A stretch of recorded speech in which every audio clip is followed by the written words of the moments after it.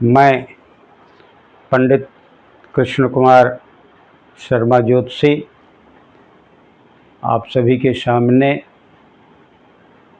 पूजनोपचार विधि पर बताने के लिए आज फिर उपस्थित हुआ हूँ।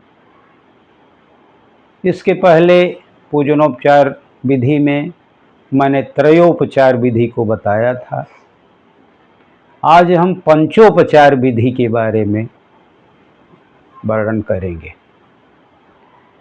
जैसा मैंने बताया था, त्रयोपचार सबसे छोटी विधि है, उसके बाद पंचोपचार विधि आती है। पंचोपचार में 5 प्रकार से हम भगवान की पूजा करते हैं। भगवान के पास खड़े होकर के या बैठ कर के, जैसे भी घर में या मंदिर में व्यवस्था हो, उसमें हम 5 प्रकार की पूजा करते हैं। पहला है चंदन, दूसरा है पुष्प, तीसरा है धूप, चौथा है दीप, पांचवा है नैवेद्य। इन 5 प्रकारों से हम भगवान की पूजा करके उनकी कृपा प्राप्त करते हैं। चंदन और पुष्प के बारे में क्यों करते हैं, इसके बारे में मैंने पहले ही त्रयोपचार विधि में बता दिया है। आप लोग उसमें से पढ़ सकते हैं। आज हम धूप, दीप, नैवेद्य के बारे में वर्णन करेंगे। भगवान को किसी भी पूजा में धूप चढ़ाई जाती है। धूप वो किस चीज़ की हो तो अच्छी है? धूप और अगरबत्ती 2 चीज़ें होती हैं। जहाँ तक हो, भगवान की अगरबत्ती से पूजा नहीं करनी चाहिए, धूप से करनी चाहिए। अगरबत्ती में लकड़ी होती है, जो कि यहाँ पर शुद्ध नहीं मानी जाती भगवान की पूजा में। और गुग्गल का धूप भगवान को अत्यंत अच्छा लगता है। तो किसी भी हालत में भगवान को धूप चढ़ाएं। धूप क्यों चढ़ाएं? धूप हम इसलिए चढ़ाते हैं या धूप का दान करते हैं कि उससे वातावरण में सकारात्मकता आती है और उस सुगंध से पूरा घर महक जाता है और हमारे मन में एकाग्रता भी आती है।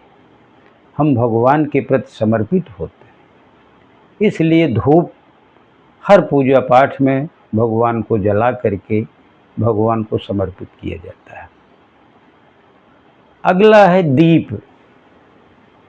किसी भी पूजा पाठ में भगवान को दीप दिखाया जाता है, एक दिया दिखाया जाता है। दिया ये प्रकाश का पुंज है। इससे अंधकार दूर होता है, प्रकाश फैलता है। भगवान खुद प्रकाश के पुंज है और अपने अंदर भी इस दीप को जलाने से अपना भी अंधकार अंदर मन का इससे दूर होता है। तो नकारात्मकता प्रभाव को दूर करने के लिए हम किसी भी पूजा में दीप जलाते हैं। आगे की पूजा का इस पंचोपचार में था नैवेद्य। नैवेद्य भगवान को भोग निवेदन किया जाता है। हमारे पास जो भी हो, मिठाई हो, कोई पकवान हो, हलवा हो, लड्डू हो, कुछ भी नहीं है तो शक्कर के 10 दाने ही चढ़ा दो। लेकिन भगवान को भोग लगाना चाहिए और उसको खुद खाना चाहिए। थोड़ा ही खाओ, लेकिन भगवान का भोग लगाया हुआ प्रसाद खुद भी खाना चाहिए। इससे भगवान की कृपा, यानी भगवान उसमें समाहित हो गए हैं, भगवान ने खाना खा लिया है उसको, ऐसा माना जाता है, और उसको खाने के बाद भगवान की कृपा हमारे शरीर पर हो जाती है। तो ये रही पंचोपचार की विधि। कम से कम हर गृहस्थ को, त्रयोपचार बहुत छोटी विधि है, पंचोपचार विधि जरूर करनी चाहिए। यह बहुत बड़ी भी नहीं है और बहुत छोटी भी नहीं है, और ज़्यादा से ज़्यादा 10 मिनट में ये समाप्त भी हो जाती है। बस इसी के साथ हम अपना वाणी को विराम देते हैं। आप सबको यह चैनल और ये शास्त्रों में बताई हुई बातें अच्छी लगती हों तो आप इसको चैनल को सब्सक्राइब करें, लाइक करें, जिसको समझें उसको शेयर करें। बस इसी के साथ ये समाप्त होता है।